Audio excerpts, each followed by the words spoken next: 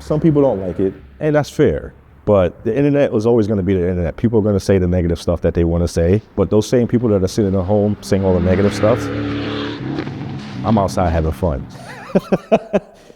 So who's really winning, right?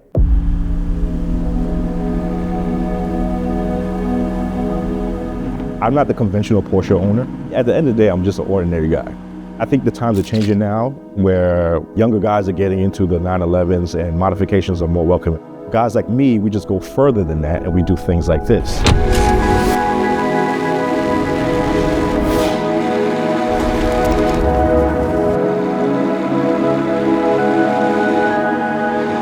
I never wanted to fall in line with the norm. Standing out was a form of self-expression in the sense of being able to do something different that most people don't do, or some people just won't cross the line of doing. And I like the result of people appreciating that. Some people are very comfortable with walking that line, and then there's people that like to fall outside of that line.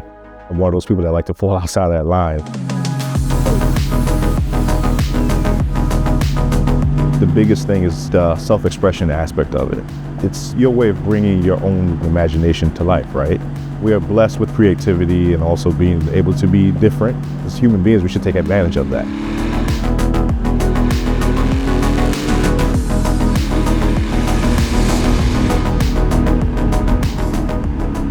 I've been a huge fan of Akira Nakai. And the reason why is because I always felt like he was the embodiment of self-expression. He went against the grain and he started doing his own thing, which is modifying these cars and making them wide body and things of that nature. Very first time I saw RWB was in a car magazine. And I was like, what the hell is this? European car, a German car. And then it had JDM flair added to it. I was like, this is the best. I started diving more into the RWB brand and Nakai himself. I was like, wow, this is somebody who just thinks outside the box. He doesn't care what anybody else thinks. He's just out there having fun.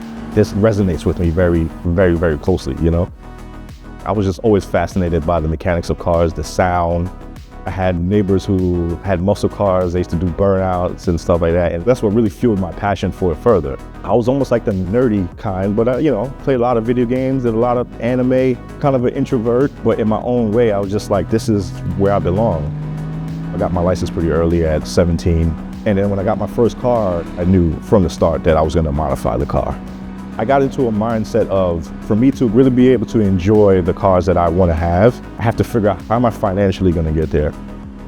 There was a time frame when I started getting into E30s, and this was when E30s were extremely cheap. And I flipped my first E30 from a $1,500 car to a $7,500 car. A switch kind of went off, and I was like, this is something that could work for me. I don't know anything about stock, but I know cars, and I read the market. I started seeing things, so like E30s, E46 M3s before the boom started happening. I would just buy them for real cheap, and then eventually it worked my way up to my cars that I really wanted, which was 911s, a GT3 RS, and things like that.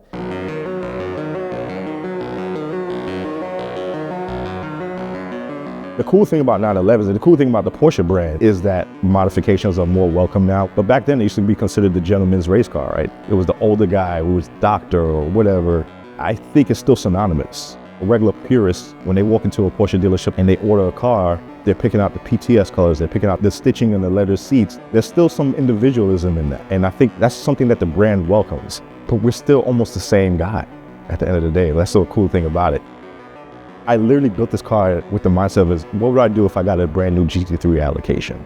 I wanted to do yellow deviated seats. I wanted to do a PTS color. That's all the things I factored in.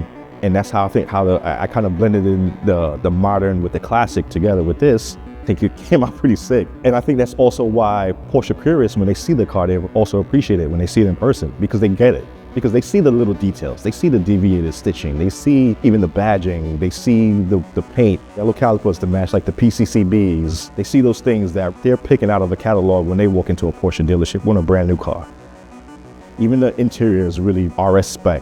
I did RS spec from the 993, like period correct, with the Recaro pole positions, the RS rear seat delete with the carpeting and the RS carpeting in the rear.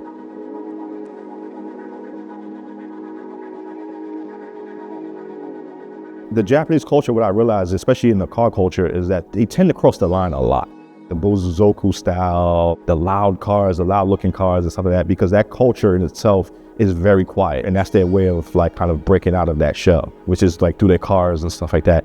I've always admired Nakai's whole outlook on cars. I mean, the guy has 30 years of racing background. You know, he's a race car driver. He was one of the original drifters back then with Tsuchiya, the Drift King, and things of that nature.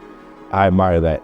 And to also blend Japanese culture in cars with the Euro culture, I don't think there's anything else out there that blends it as much as this does. I was like, I have to have one. I love the look, I love the wide body, I love the deep dish wheels. I don't care to be in the group, in the purest group. Seeing Nakai now, he doesn't have social media. He doesn't care about the negative opinions about the brand. He doesn't worry about any of that stuff. He says, whether if it's negative or positive, people are still talking, and that's it. If people are talking, then you're doing something right. So he was always somebody that I always looked up to, and I was like, I have to own one of these one day. I'm gonna figure it out. I did figure it out. It was definitely on the bucket list of things to do. Like RWB kind of like changed my life. And the reason why I say that is that there's a lot of things that, you know, most people see build videos and they see Nakai come out, they see him cut up the car and he looks very stone-faced and he smokes the cigarettes and then he leaves. There's more to it than that. The amount of people that I've met, the family, the RWB family, which is extensive all around the world, the connections that I've made, the relationships that I've made. Building a car like this, you need a team around you. And the amount of people that I've met along the way that helped add their own touch to this car and help bring this together was amazing. And that's something that you can't replace. I have my friend Roddy with the Evo 6-1 wheels that I met through some of my builds before, him allowing me to make my own one-off custom wheel, to my buddy Brian, who's in the RWB family, who owns Fantasy Colors, and he painted this car. My wife played a major part in this build as well. So, you know, asking her opinion on the paint, R1 concept brakes, Toyo tires. Like they said, it takes a village. I've made relationships with companies that I never thought I would make relationships with.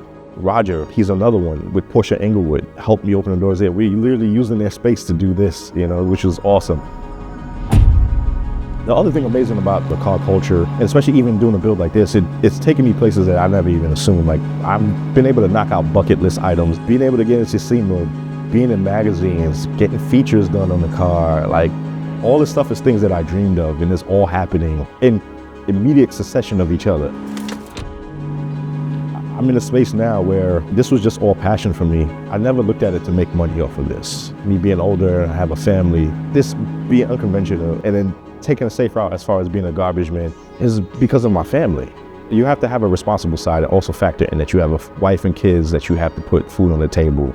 But there's that side of me that I want to be able to express myself. And I don't have the freedom to do that out anywhere else really, except with what I love, which is cars. I'm getting a lot of traction on the car and around me. I want to capitalize on that. Being a garbage man is great. I love my job, but this is who I am. And for me to be able to transition into being in the car space full time, that's my ultimate goal. The way that I stand out from the norm is all through the self-expression of the car and also car culture and the car community in itself.